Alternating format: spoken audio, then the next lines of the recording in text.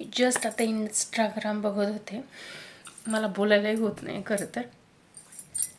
इतके व्हिडिओ त्या दिल्लीमध्ये जो प्रोटेस्ट होतोय त्याचे, अभिजित दिपके जे प्रोटेस्ट पुढे नेत आहेत, किंवा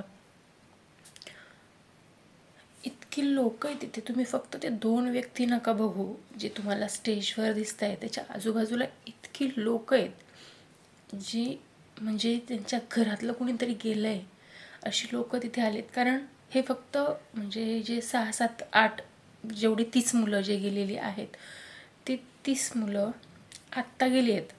पण याआधी डिप्रेशनला बळी पडून कितीतरी मुलं गेली आहेत, भरपूर मुलं गेली असतील. कारण ज्यांनी पासआउट नाही झालं, जे पास नाही झाले, क्लिअर नाही झालं, अशी मुलं डिप्रेशनमध्ये येऊन कितीतरी गेले असतील.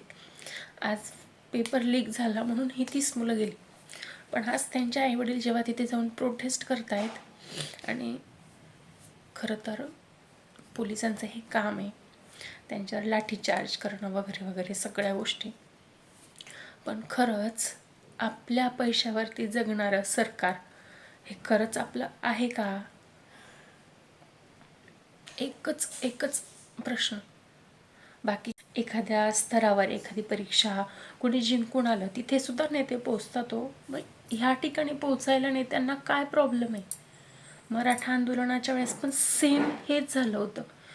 खूप दिवस ह्या सगळ्या गोष्टी चालल्या आणि फायनली म्हणजे जेव्हा माणूस मरायला येतं त्यावेळेस पण, यावेळेस तर प्रोटेस्टमध्ये ते पण नाही झालं. तिथे जे वांगडू बसलेले होते त्यांना ते उचलून सरळ घेऊन गेले. म्हणजे त्यांना तोही अधिकार नाही राहिला आहे का आता? म्हणजे जेव्हा मी मोबाईल ओपन करते ना, तेव्हा मला ह्या सगळ्या गोष्टी दिसत आहेत. म्हणून मला तुमच्याशी, म्हणजे माझा कोणत्याही राजकारणाला विरोध नाही आहे, समाजकारणाला विरोध नाही आहे, किंवा मी कुणाला सपोर्ट करते असं सुद्धा नाही आहे. पण मी एक विचार करते, आज माझा मुलगा 8 वर्षाचा आहे, अजून 10 वर्ष आहेत त्याच्याकडे, पण 10 वर्षात पण ही परिस्थिती नाही बदलली तर आमच्या मुलांनी हेच सगळं बघायचं आहे का? अपयश, फेल्युअर, डिप्रेशन वगैरे या सगळ्या गोष्टींमधनं आमच्या मुलांनाही जायचं आहे का? खरं तर आज मी इथून तिथे पोहोचू शकत नाही आहे, जाऊ शकत नाही आहे. खूप लोक अशी आहेत जी परदेशातून तिथे पोचत आहेत. पण आज माझी परिस्थिती ती नाही आहे की मी तिथे जाऊन हे सगळं करू शकेन. पण मी इथून त्यांना सपोर्ट तर करू शकते ना. म्हणजे मी इतके मुलं बघितलेत ना, मुली, आया, अक्षरशः आत्ता तर मी एक व्हिडिओ बघितला, साधारण 45 ते 55 या वयोगटातली बाई असेल. तिने सांगितलं की तिला मिस्टर नाही आहेत, तिला वडील नाही आहे, तिला भाऊ नाही आहे, तिला फक्त एक मुलगा होता आणि हा पेपर लीक झाल्यामुळे तिच्या मुलाने सुद्धा सुसाईड केलं. मग त्या बाईने तिचं अख्खं आयुष्य आता, म्हणजे तिच्या मागे कोणतीच मॅनपॉवर नाही आहे, त्या बाईने तिचं अख्खं आयुष्य आता कोणत्या आणि कशा विचारांमध्ये घालवायचं.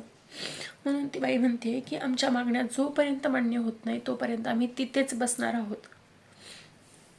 इतकं बेकार वाटतं ना. आणि एकही नेता बाहेर निघत नाही, एकही नेता त्या विषयावरती बोलत नाही, काहीच करत नाही. यार, का निवडून आलाय तुम्ही? का त्या खुर्चीवर बसलाय? जर तुम्हाला त्या पदाचा न्याय, त्या पदाला तुम्हाला न्याय मिळवून देता येत नाहीये तर. आणि मला तर असं वाटतंय ना की नरेंद्र मोदी एखादी छोटी गोष्ट झाली तिथे पोचतात, बऱ्याच ठिकाणी ते पोचतात. मग तुम्हाला इथे पोचता येत नाहीये का? किंवा ते ज्या मागण्या मागतायत त्या तुम्हाला पूर्ण करता येत नाहीयेत का? इतक्या गोष्टी आहेत ना. म्हणजे तो कोणत्या उद्देशाने आलाय हे मला माहीत नाही. पण आता तो जे म्हणतोय की त्या शिक्षण मंत्र्यांना त्यांच्या पदावरनं काढा, हे पण तितकंच खरं आहे. मी त्याचा एक इंटरव्ह्यूमधला व्हिडिओ बघितला की त्या मंत्र्यांना तिथून त्यांच्या पदावरनं काढलं तर काय फायदा आहे, तिथे दुसरा कोणता तरी नेता येईल. त्यावरती अभिजित दिपकेने उत्तर दिलं की तुम्ही तुमच्या पदावरती तुम्ही काम करताय, तुम्हाला तिथून काढलं, तुम्ही एकदा दोनदा चूक केली, तुम्हाला तिथून काढलं, आणि त्यानंतर जर पदावरती दुसरा कोणीतरी भरती होईलच त्यांच्या जागेवर, पण आजूबाजूच्या लोकांना भीती असेल की आम्हीही चुकलो तर आम्हालाही अशीच शिक्षा मिळेल, म्हणून मला हे करायचं आहे, कारण आज त्या मंत्र्याला त्याच्या पदावरनं काढलं तर उद्या बाकीची लोक चुका करताना विचार करतील. पण मला असं अजिबात वाटत नाही. ही लोक तशीच आहेत आणि तशीच राहणार आहेत. म्हणजे मला तर असं वाटतंय ना की आपल्या देशातली लोक जास्त छान चांगली शिकून बाहेर नोकऱ्या करायला जातात. ती का माहिती आहे? कारण तिथली व्यवस्था, तिथली लोक, तिथं भ्रष्टाचार नावाची गोष्ट नाही आहे. खरंच मला माझ्या भारत देशाचा अभिमान आहे. पण आपल्या राजकीय नेत्यांचा मला अजिबात अभिमान नाही आहे, अजिबात नाही. आपला देश खूप सुंदर आहे, पण आपला देश या भ्रष्ट नेत्यांमुळे जास्त खराब झाला आहे असं मला वाटतं. खूप गोष्टी येतो म्हणजे आज अख्खा दिवस 20 जुलै अख्खा दिवस फक्त आणि फक्त तेच दिसतं. अरे काय काय त्यांच्यावरती ते पाण्याचे फवारे मारण्याची हे केली, त्यानंतर ते धुराचे हे असतात ते आणले, त्यानंतर त्यांच्यावर लाठीचार्ज केला, त्यांच्यावर दगडं फेकली. बापरे, अक्षरशः गोळ्या झाडायची सुद्धा त्यांनी तयारी ठेवलेली होती. इतकं इतकं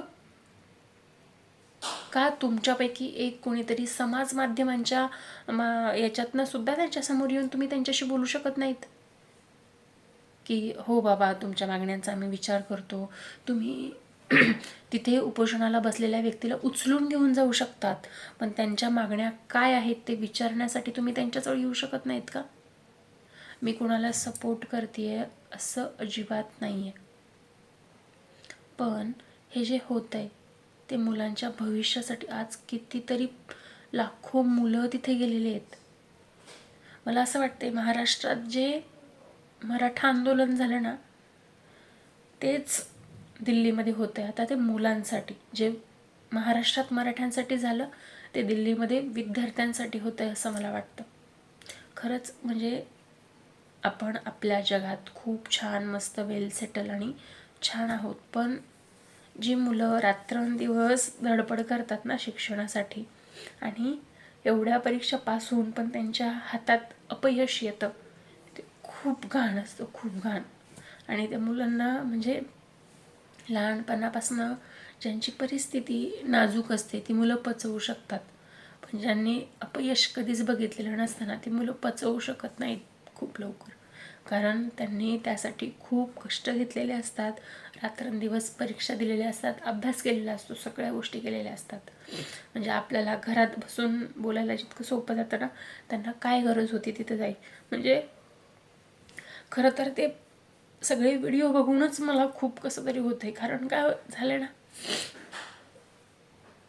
म्हणजे ज्या मुलांना मारलं आहे ना त्यांना बघितलं आहे मी, असं कोणाचे डोके फुटले आहेत, कोणाला काय झालं आहे. म्हणजे पोलिसांची खरं तर यात चूक नाही आहे, त्यांना वरून जसे आदेश आहेत तसेच ते वागत आहेत. पण काय उपयोग आहे तुमच्या नोकरीचा जर तुम्ही सर्वसामान्यांच्या उपयोगातच येत नाही आहेत?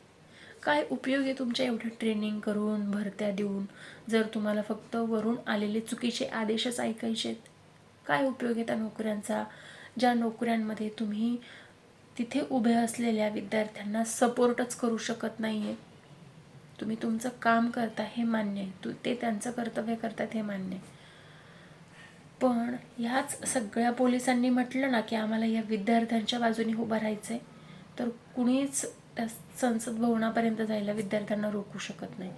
फक्त पोलीसच आहेत, पण विद्यार्थीही त्यांचं ऐकतायत हे ठीक आहे, पण एवढे सगळे विद्यार्थी जर एकत्र आले आणि त्यांनी सगळं केलं ना तर मग कुणाचंच काही खरं नाही. म्हणजे नेपाळमध्ये जे झालं होतं ना, पार मंत्र्यांना जाळून त्यांची घरं जाळून बिळून पळायला लावलं होतं, तशी कंडिशन आपल्या भारतात यायला वेळ लागणार नाही, हे माझं वैयक्तिक मत आहे.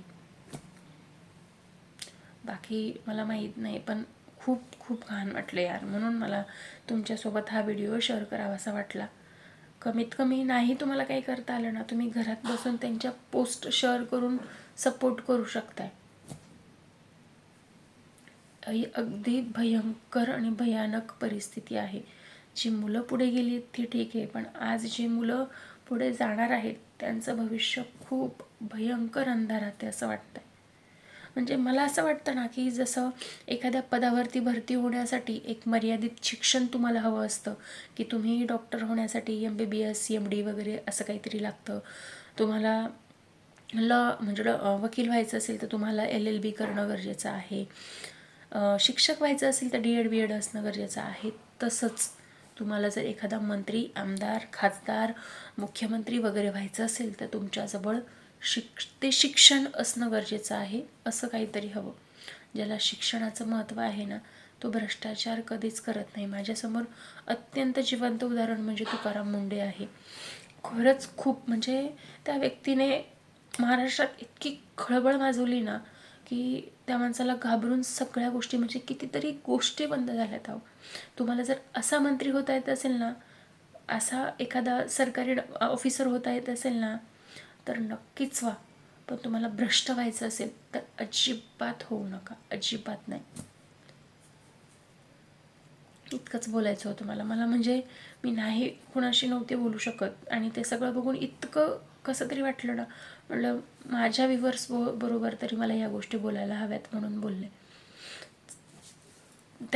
माझी पोस्ट शेअर नका करू, मला सपोर्ट नका करू, पण त्यांच्या तुम्हाला ज्या ज्या पोस्ट दिसतील त्या नक्कीच शेअर करा आणि सपोर्टचं एक बटन त्यांच्यासाठी नक्कीच दाबा.